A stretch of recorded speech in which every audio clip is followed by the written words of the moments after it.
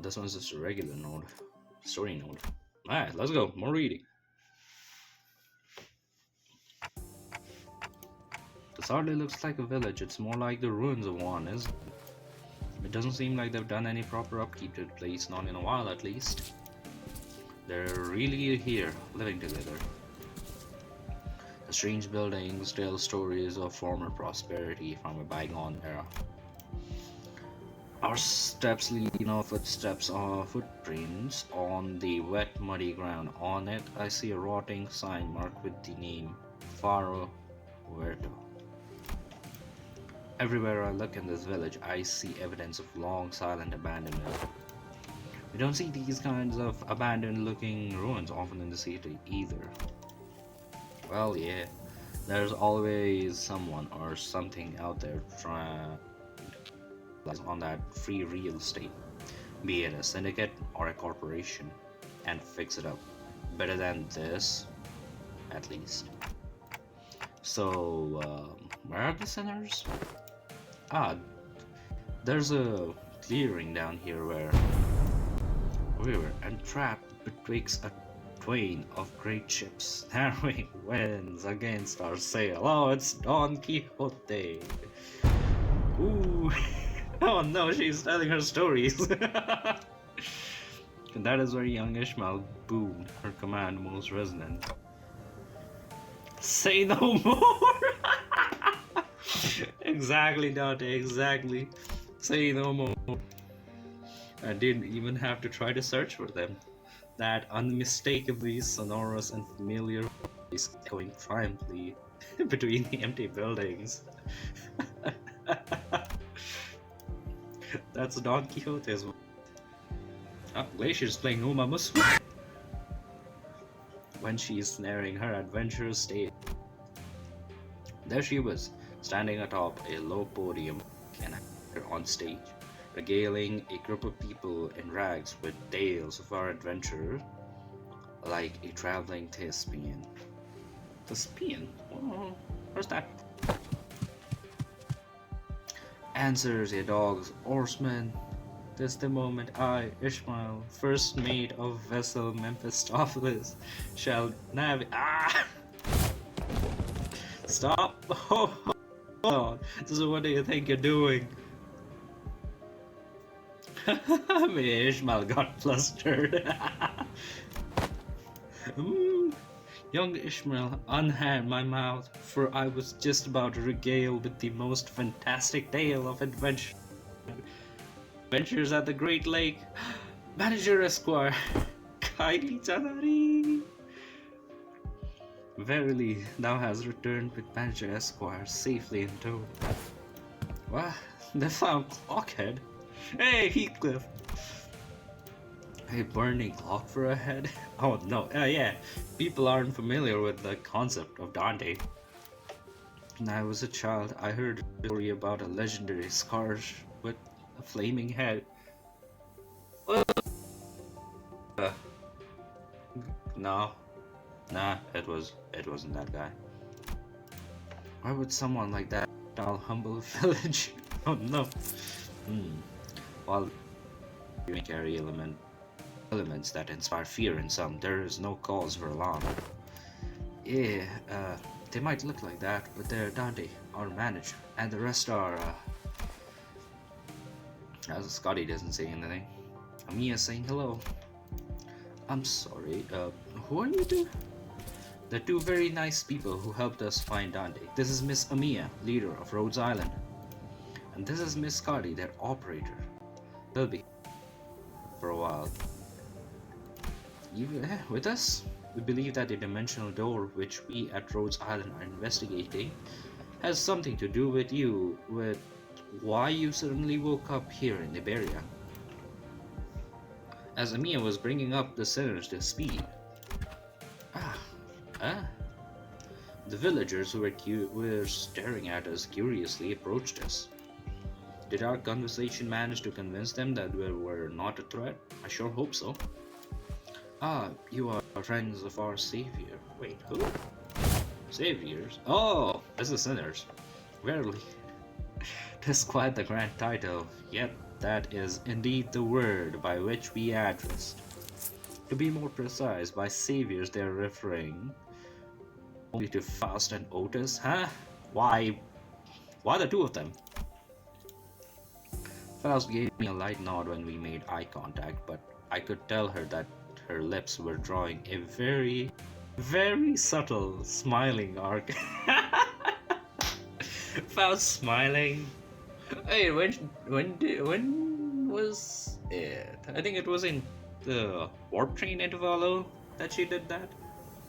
Was it? No, it might have been other one. But I remember her doing it. It's almost like she was smirking, acting smug. So I'm guessing something did happen. They were quite mistrustful upon our initial arrival. What business do you outsiders have here? What if they're from the Inquisition? Wait, what Inquisition? Is it the Spanish Inquisition? No one expects that. Oh no. What do we do after all we went through to get here? Calm yourselves down. None of them are carrying what appears to be their scriptures or lamps. Oh no. It's the End Corp. Let's first try to see who they are. Man, I don't think they're gonna trust us anytime soon. They're all old. Crumb. I almost said cum dungeons. That's crumb dungeon. Crumgians? Ah. Let's SDNC, then PTSD. Ryoshu, what are you saying? Ishmael, Sinclair, translate. You can't do that, Ryoshu. Oh, pillage their storage depot. That's PTSD. Looks like they already have it hard enough as it is. I don't know the SDNC then. I don't think SDNC is a good way to get started. Snap their neck clean.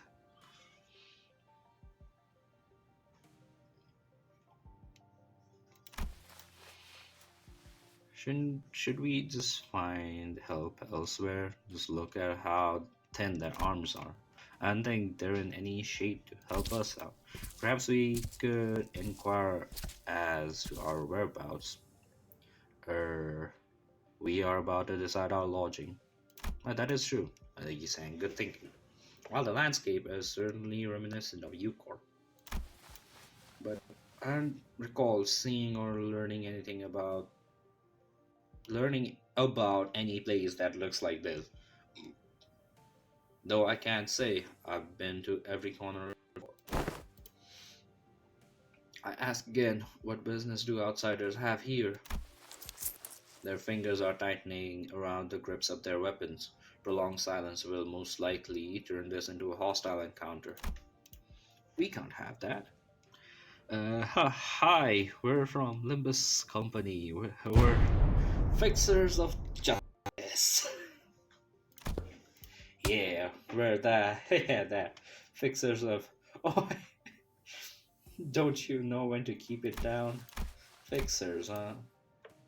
That over there, it's a ship blueprint, isn't it? Are you looking to repair a vessel by any chance? All these construction materials seem to suggest so. Chief, this does not concern you. It's not something a mere outsider can understand. Curious, I've never seen an energy source like this before. Have you run the test to rule out any stability issues? Oh no. Otis is doing her thing. It seems that the heat exchanger via a method comparable to the utilization of fusion energy. Have you any thoughts on this, Miss Faust? Oh god, the general design structure is somewhat old-fashioned, but there certainly are inspired parts to this design, particularly with the usage of the core energy source, while its stability would need to be further studied. This technology seems to be incredibly energy efficient. Huh.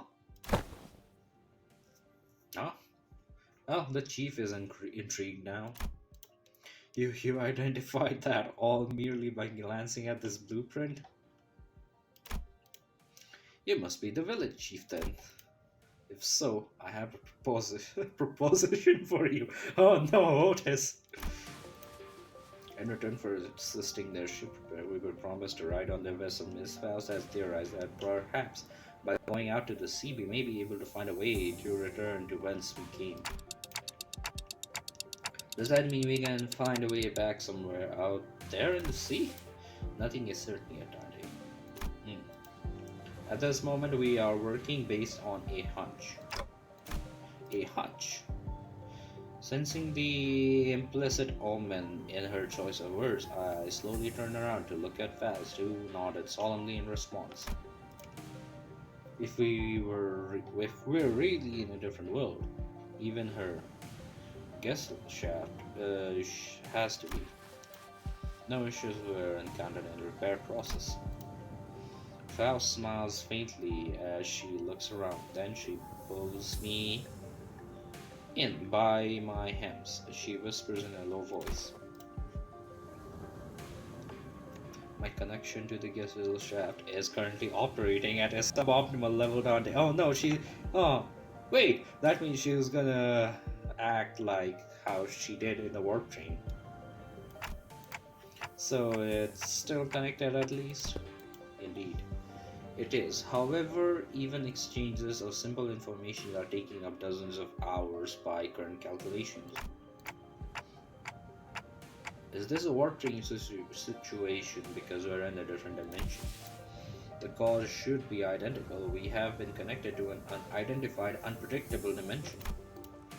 However, Faust is aware that the pathway to our current dimension is yet to close. This time, unlike the situation back aboard the warp train. Yeah. So, to get back where we came from. Indeed, traveling through the pathway is the most feasible solution. And from that, you came up with the whole plan to repair the ship and sail out to the sea? Yes, well, I am also a genius after all. Well, Faust is very moused. I mean, conjecture that we probably came through a dimensional door of sorts. Looks like that dimensional door might be what Faust is looking for. With high likelihood, yes. At least there's a way back. I can find myself calming down a little. Oh, speaking of which, when do you think you can warp up the repair job? As fortune should have it, a majority of the most time-consuming parts of the repair have already been completed by the locals. Oh, it shouldn't take us more than a day or two to get its core parts ship shape again. Executive Manager. We'll be staying here for a few days. Then how did you manage last night? Well, like I said earlier, we've been keeping ourselves busy looking for you this whole time. We took turns helping with the repairs and resting, but I doubt any of us got a proper night's rest. Still, we weren't cold thanks to the villagers who kept the fire going for us all night. Ah, not to mention how they helped us done with that local Mac they threw us. Oh, also, Chief handed us this earlier. What's it for? Now, looks like a sack to collect water. Give it here. I know how to get that installed.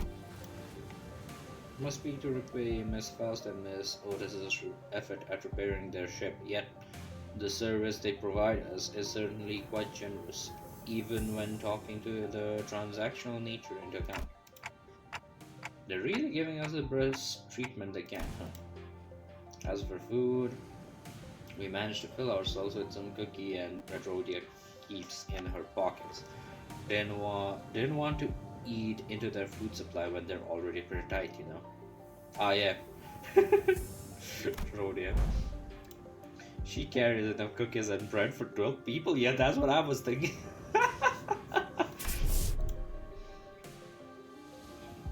They did offer us some nosh, those dried fish things, but we refused. And talking about food from the needy. Yeah, and about taking food from... Yeah, that's pretty cool. That's pretty good. No need to concern yourself so much with our hospitality. You have done more than enough to earn your keep. I turned around to look at the source of that low rumbling voice and saw an old man in an outfit that seemed to distinguish itself among the other villagers. There you are, Chief. Is there a place for us to stay the night? We do have places to shelter from the misty humidity, at least. There's an empty building here, so feel free to occupy it for the night. Oh, are you sure? I mean, I don't mind sleeping in the streets myself. Ah, Gregor, no! Hey, speak for yourself. I've been looking forward to sleeping with a roof over my head since like yesterday. Yeah, tell him, Rodia. You'll catch a cold sleeping in the elements in this environment, which is fine by me for the rest of you, but we cannot afford to have the executive manager or our honored guests suffer that fate. Honored guests? I heard what happened from the four who left in search for the executive manager. First, I would like to begin by imparting my infinite gratitude to you for finding and rescuing the executive manager. Oh, it is. Oh no. She's starting to do her thing again. I hear that you're a leader at a pharmaceutical company. This acquaintance shall certainly come in handy in case our stay becomes significantly prolonged. I'm just surprised by her boldness to say something so materialistic when they're standing right there. Yeah. Can I stay in your village too, Chief? Welcome to Farm Play. What was that? The village chief took a brief glance at the hems by her right wrist, then nodded. Her right wrist? Oh, the watch? Huh. Welcome to Faramurt. You are welcome to stay for as long as you want. And please do let me know if you find yourself without food. Our food supplies may be tight indeed, but we do have enough to share with those who helped us repair the vessel. Ooh, you better not go back on your word. Oh no, Rhodia, no! She's gonna eat the entire food supply. I wonder what kind of local delicacies await. Dried fish, like what they were eating earlier, maybe? Hey, Chief. What is it? Just how are you surviving out here by the sea? Perhaps the question of how we are surviving may be somewhat misdirected. For we are pursuing every possible avenue because we must survive. The chief responds to Scotty's perceived hostility with a hearty smile. After leaving some firewood for the night, he left. I'm going. Can't learn much more from here. Huh. You're going somewhere. Well, cheers, Scotty. One of the abyssal hunters, you know. Scotty, does this have something to do with the coast? I remember what you said before we got to this village, something about how coasts are hardly good places to live in. Randy wants to know if this has something to do with the coast. Do you understand the Ager language? Ager language? No. How you say it? Randy, Scotty just spoke in Bulgarian. Oh! I couldn't understand a word of Scotty and the chief's conversation because I don't speak Bulgarian. Oh! Wait, what? It may only be that there are enough lexical similarities between one of the city's language and the one and the language Scotty spoke in for them to comprehend the meaning. Coincidence. Anyway, I have some things to look into, something you're all too slow to see. You'll still have to tell us about it later. Please remember, you're not on the solo mission, Scotty. This is a team effort from Rhodes Island. Scotty nodded slightly before leaping off into the night out of our sights. Damn. I'm kinda worried. I'm too, Dante, I'm too. She's not the best with people, but she's also pretty thoughtful. She'll be okay. Should head inside. The sun's starting to set already. Oh yeah, we can probably just pick a unlit building and stay the night there, right? Trying our best to ignore the mood that was starting to be awkward, we made our way to a nearby unoccupied building.